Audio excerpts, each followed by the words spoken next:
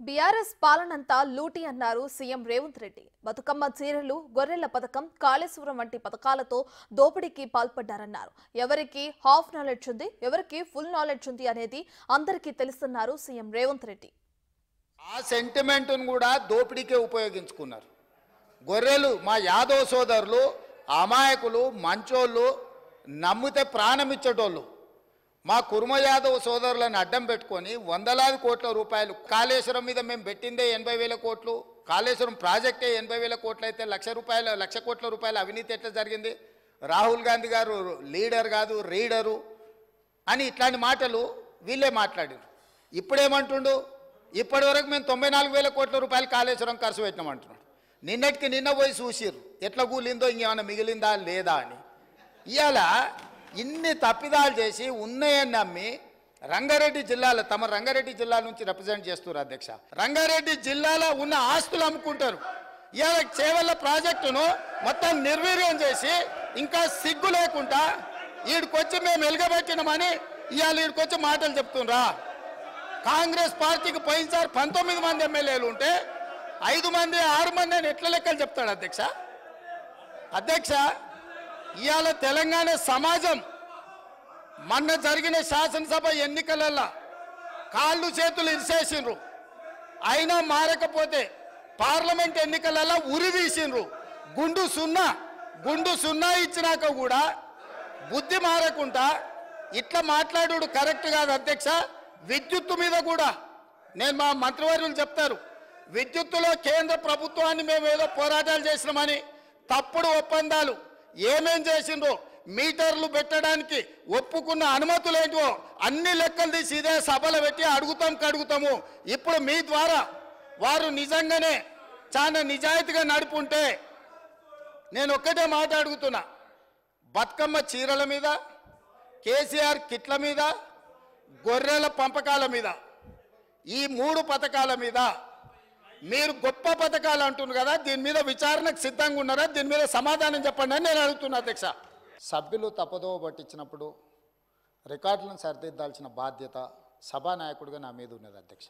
ఎందుకంటే ఈ సభలో నిటారుగా నిలబడి నోరు తెరిస్తే సత్యదూరమైన అంశాలను ప్రస్తావించి మేమేదో కేంద్ర ప్రభుత్వంతో నిటారుగా నిలబడి కొట్లాడినాం, మీటర్లు పెట్టమంటే మేము పెట్టనన్నాం, 30,000 కోట్ల రూపాయలు వచ్చేది ఉన్నా, అప్పులు తీసుకునే అవకాశం ఉన్నా మేము తిరస్కరించినాం అని చాలాసేపు ఉపన్యాసం ఇచ్చిండు అధ్యక్ష.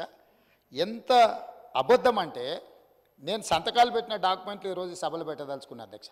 వాస్తవంగా వారేమైనా సూచనలు ఇస్తారేమో రాసుకొని తద్వారా ఏమైనా సవరించుకొని ముందుకు వెళ్దామన్న ఆలోచనతో మేము మా సభ్యులందరూ అందరం వచ్చి కూర్చున్నాం అధ్యక్ష. నేను ఈ డాక్యుమెంట్ మళ్ళీ చదివినిపించిన తర్వాత వారికి ఇస్తాను, నేను వారు ఒకసారి చూసుకోమన్నారు. ఎందుకనంటే గతంలో చేసిన తప్పిదాలను కప్పిపుచ్చుకోవడానికి బయట బహిరంగ వేదికలలో అబద్ధాలు మాట్లాడితే పర్వాలేదు, కానీ సభలో కూడా అబద్ధాల ప్రాతిపదికన ఇంకా బుకాయించాలని చూడడం అనేది ఏమాత్రము సమంజసం కాదు. అందుకే ఈ రికార్డులను సవరించడానికి ఈ వాస్తవాలని, ఈ ఒప్పందాలను నేను ఈరోజు సభలో పెడుతున్నా అధ్యక్ష. జనవరి 4, 2017 నాడు కేంద్ర ప్రభుత్వంతో నరేంద్ర మోడీ గారితో ఆనాటి తెలంగాణ రాష్ట్ర ముఖ్యమంత్రి కల్వకుంట్ల చంద్రశేఖరరావు గారు మేము డిస్ట్రిబ్యూషన్ ట్రాన్స్ఫార్మర్లకు 100% 6 నెలల లోపల మీటర్లు బిగిస్తామని, అదేవిధంగా ఇండ్ల గృహ వినియోగదారులకు కూడా 2018 డిసెంబర్ లోపల 500 యూనిట్లు వాడే వినియోగదారులకు, అదేవిధంగా 200 యూనిట్లు వాడే వాళ్లకు 31 డిసెంబర్ 2019 లోపల మీటర్లు బిగిస్తామని నరేంద్ర మోడీ గారితో ఒప్పందం చేసుకున్న మాట వాస్తవము. ఈ అధికారిక రికార్డులను తమరి ద్వారా అబద్ధాలు సభను తప్పుదోవ పట్టించిన హరీష్ రావు గారికి నేను ఇస్తున్నా. అదేవిధంగా వారు మాట్లాడిన అబద్ధాలు అన్నిటిని కూడా రికార్డులను తొలగించి ఆ రికార్డులను సవరించాల్సిందిగా తమరికి విజ్ఞప్తి చేస్తున్నాను అధ్యక్ష. తమరి ద్వారా వారికి రికార్డు నేను ఇవ్వదలుచుకున్నా, ఎందుకంటే ఆ కాగితాలు ఎక్కడున్నాయో మాకేం తెలుసు, మీరేంది అని.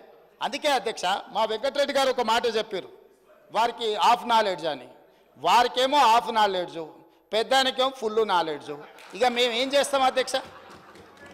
కాబట్టి అందుకే సభలో వాస్తవాలు మాట్లాడితే బాగుంటుంది అధ్యక్ష.